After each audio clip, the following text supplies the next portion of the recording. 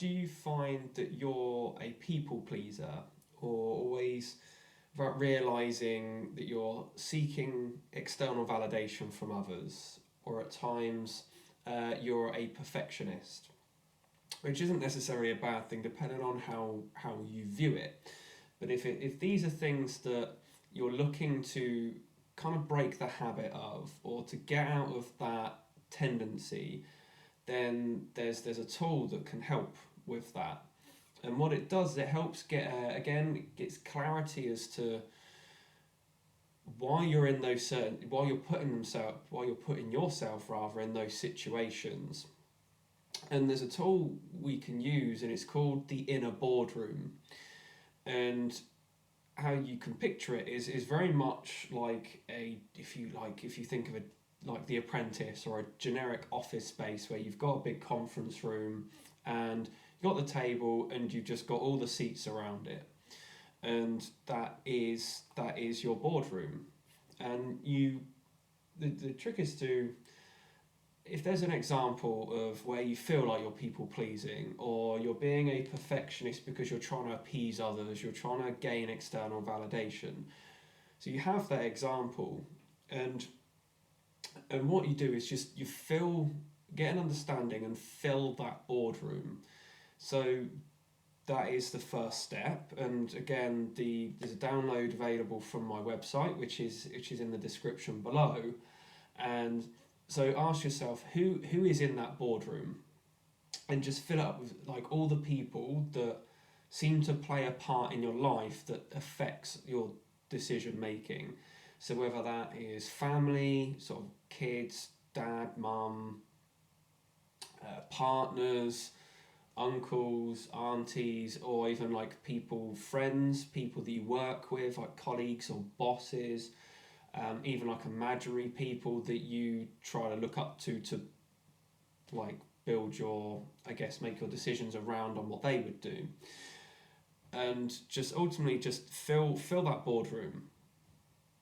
And then once you have that boardroom filled, and again, you can fill the names in on the seats if it helps bring that visualization approach to it.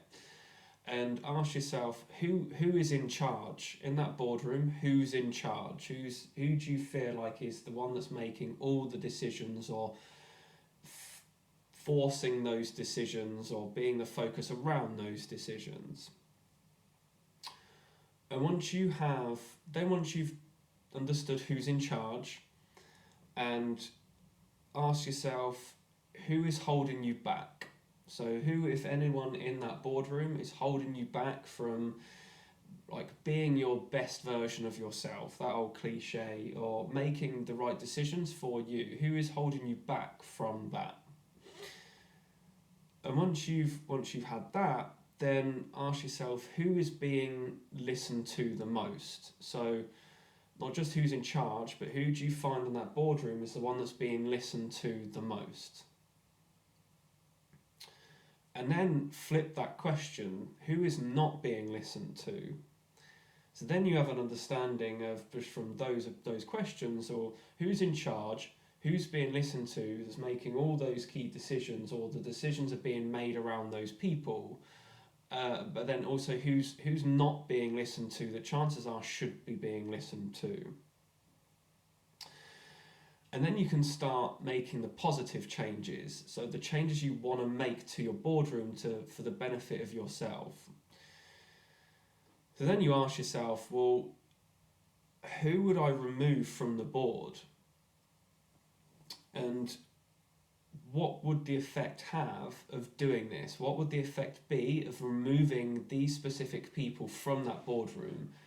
It could be like a boss or a family member that you don't feel is giving the best input to the boardroom as such. And once you've removed those people, who, if any, would you want to bring in? Now, again, they can be fictional, they can be real life people. And weirdly enough, and I know this has worked really key for one of my clients when they were looking to remove some perfectionism tendencies with their career, of when they wanted to add, they were also looking to add a new version of themselves. And what would they bring? Like, what would these new people bring to your boardroom? Whether it be new energy, or whether it be um, being listened to, whether it be good ideas for the benefit of the boardroom rather than just one person. So, little things again that you can ask yourself, and ultimately, who's now in charge? If the person's changed that was in charge, that person's been removed, who is now in charge?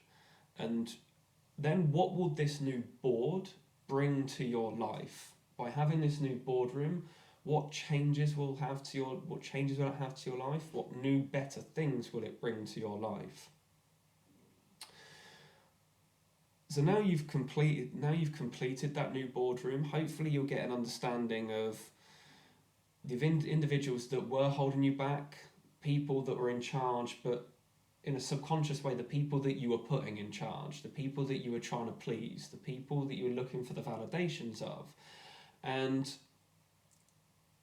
and ultimately, these are kind of what was driving your past behaviors and past events, that when you then take a look at who's now in charge, who's in the new boardroom, that it's actually it should start working in your favor, because you're making your decisions based on the right people. And what I found with is, ultimately, when the new person's in charge, everyone's always picking the new version of me, because what it's doing is, it's ultimately, on a subconscious level, is getting rid of the old you who was letting other people take charge, the person that you were people that you were looking to please. And what's now happened is, the new person that's in charge is just the new version of you. You're only making your decisions for yourself first, and that's not bad to be selfish. Selfish is a good thing when it's done right.